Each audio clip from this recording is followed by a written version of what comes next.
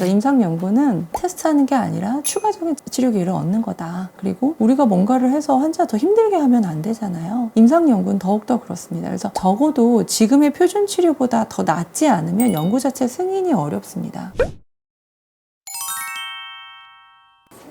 안녕하세요. 저는 서울 아산병원 종양내과에서 대장암을 주로 진료하는 김선영이라고 합니다. 저는 같은 병원에서 폐암을 주로 보고 있는 윤신규입니다. 이번 시간에는 폐암의 신약 임상 연구에 대해서 알아보려고 해요. 폐암은 암 중에서도 임상시험이 가장 많이 활발하게 이루어지고 있고 최근에 좋은 연구 결과들도 많이 나왔는데요. 신약이 나오고 좋은 연구 결과들이 나오는 게 다 임상시험을 통해서 나오는 것들이라 이런 것들에 대해서 환자분들도 관심도 많으시고 나도 참여하고 싶은데 어떻게 해야 될지 모르겠고 한편으로는 임상 연구를 하자고 제안을 받았는데 걱정이 되시는 경우도 많으실 거예요.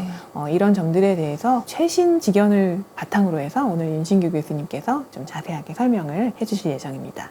임상 연구가 어떤 건지 먼저 좀 말씀을 간단히 해주실까요? 네, 임상 연구 요즘에는 조금 인식이 많이 개선이 됐는데 그래도 연구 참여 기회에 대해서 말씀을 드리면 조금 뭔가 믿어도 되나 하는 생각들을 많이 하시는 표정을 제가 좀 읽을 수가 있는데요. 임상 시험에 참여할 수 있게 되었다라는 거는 사실은 저희가 환자를 좋아지나 나빠지나 테스트하겠다 이렇게 받아들이실 필요는 없고 다른 환자에 대비해서 내가 추가적인 치료 기회를 얻게 됐다라고 반갑게 받아들이시면 됩니다. 왜냐면 저희가 모든 전 진료 과정에 걸쳐서 모든 환자에게 임상 연구 참여 기회를 드리는 거는 아니거든요. 좋은 기회가 있는 환자분들께 권유를 드리는 거기 때문에 그렇고요. 물론 이 치료가 미래의 표준 치료가 될 수도 있고 그렇지 않을 수도 있지만 만약 이 연구가 좋은 결과를 도출해서 미래의 표준 치료가 된다면 내가 3에서 5년 이후에 미래의 치료를 지금 미리 앞당겨 받게 되는 셈이죠. 그래서 일예로 한 2주 전에 유럽의 종양학회에서 되게 좋은 폐암의 결과가 발표가 된 적이 있는데 그 임상 연구에 한 3년 전에 많은 환자분들이 참여를 하셨었어요. 지금 이제 우리가 그렇게 박수치고 같이 기뻐하는 임상 연구,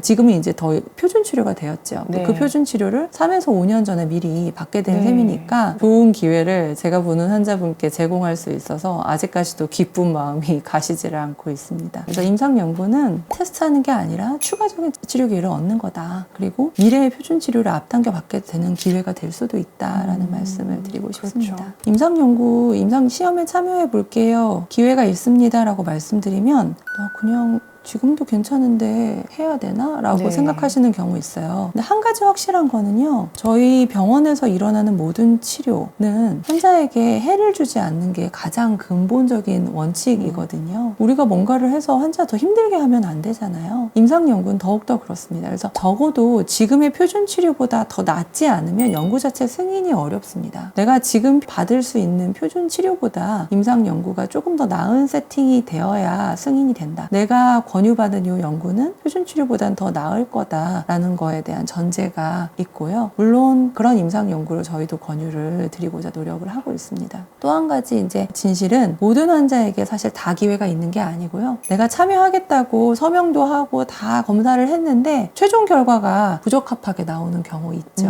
많이 실망하시기도 하죠.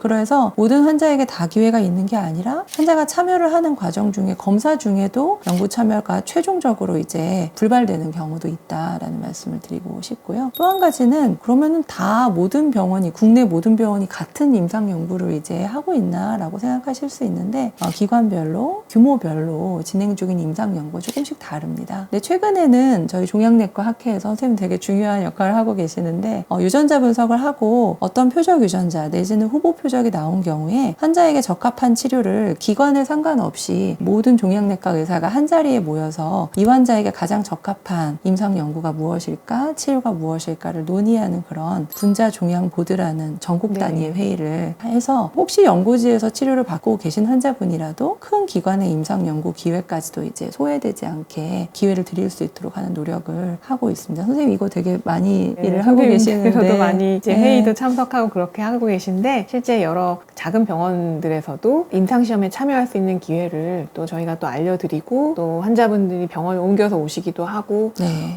그렇기 때문에 이런 기회들이 조금 더 많이 활성화됐으면 좋겠고요. 아직은 연구 수준이지만은 향후로는 저희가 진료에서도 여러 병원의 의사들이 교류하면서 환자분들이 적합한 임상시험에 참여할 수 있는 기회를 찾아드리고 싶습니다. 네. 이렇게 논의된 환자 중에는 엄청 많이 좋아지는 환자분들도 계시고 저희 종양내과 의사들이 아주 크게 보람을 느끼고 있는 네네. 중요한 연구 프로그램 중에 하나입니다. 그러면은 임상연구에 참여하고 싶어도 못하는 경우도 있고 중간에 참여가 불발되는 경우도 있다고 말씀하셨는데 그런 경우에 어떤 조건을 충족해야 우리가 임상연구에 참여를 할 수가 있을까요? 그래서 이 정도는 체크를 해보시면 아 내가 기본 요건은 되는구나 네. 아니면 아니구나 라는 걸 이제 확인하실 수가 있을 것 같아요. 스스로 일상생활이 가능한 수준이 되어야 합니다. 제가 주로 중요하게 보는 기준은 혼자 샤워가 가능한 정도면은 꽤 괜찮은 수행 정도라고 네. 이야기를 하거든요. 네. 샤워가 사실 쉽지 않아요. 혼자 네, 샤워하는 맞아요. 것이 미끄럽지 않게 균형도 잡아야 하고 혼자 옷도 입고 벗으실 수 있어야 하고 하기 때문에 뭐 예를 들면은 도움을 받아서 휠체어로 오셔야 하는 경우 아주 간혹은 이제 침대차에 오시는 경우 이런 경우는 사실은 임상연구의 기본 요건은 조금은 어렵다라고 이해를 하시면 좋겠고요. 또 한 가지는 내가 예를 들어 2년 전에 위암으로 수술을 했다. 네. 그런데 이제 폐암을또 진단을 받았다. 이런 네. 경우에는 조금 어려운 경우가 있지요. 그렇죠. 다른 암의 과거력이 있는 경우에는 한 3에서 5년 정도는 경과를 해야 하는데 많은 일반적인 경우는 5년을 기준으로 하고 있고요. 연구에 따라서는 뭐 2, 3년 정도의 기준을 두는 경우도 있기는 합니다. 또 한 가지는 우리나라에 이제 B형 간염 많잖아요. 네. B형 간염 내지는 C형 간염이 여전히 이제 치료되지 않고 있는 경우 또는 이제 간이나 신장 등등을 이식받으신 그래서 면역 억제제를 드시고 계신 이런 환자분들 같은 경우에는 어느 정도 선정 기준에 조금 허들이 있다고 이해하시면 되겠고 B형, C형 간염 같은 경우에는 치료의 정도에 따라서 달라질 수는 있겠지만 이식을 받으신 환자분들 같은 경우에는 많은 부분은 임상연구 참여가 어려운 경우가 많습니다. 그리고 이제 폐암은 워낙 뇌막전이가 흔한데 뇌막전이라는 거는 뇌전이랑은 좀 달라서 뇌를 싸고 있는 막에 전이가 있어서 뇌신경도 조금 지장이 있을 수 있고 뇌압이 높아져서 이제 의식이 좀 흐린 경우도 있고 이런 경우에도 임상연구에 적극적인 대상이 되지는 않고요. 요즘엔 예외적인 경우에 워낙 뇌막전이가 많다 보니까 네, 폐암은 많이 있으시죠. 아주 네. 예외적으로 뇌막전이 네네. 환자를 이제 참여를 하는 경우도 있기는 있는데 일반적으로는 뇌막전이 네네네. 환자는 임상연구 참여의 대상은 아닙니다.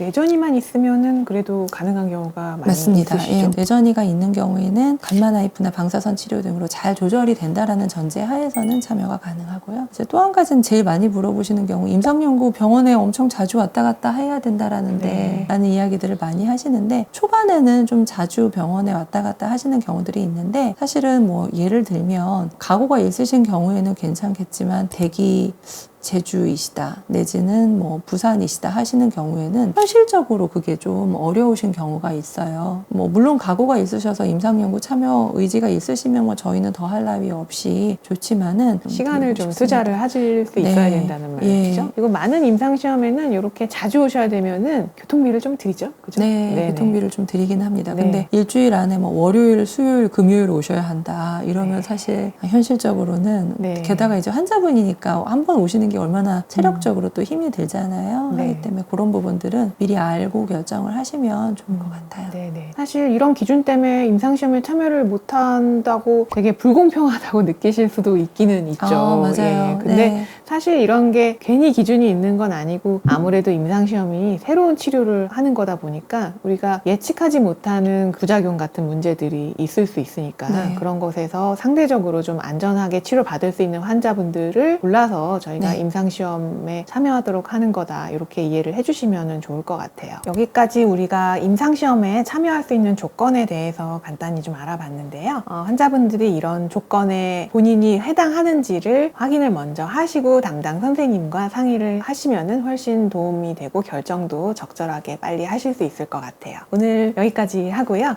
다음 시간에 또 임상시험에 대해서 좀 더 자세하게 알아보는 시간 갖도록 하겠습니다. 네. 오늘 영상이 도움이 되셨다면 구독과 좋아요, 알림 설정 부탁드릴게요. 감사합니다. 감사합니다.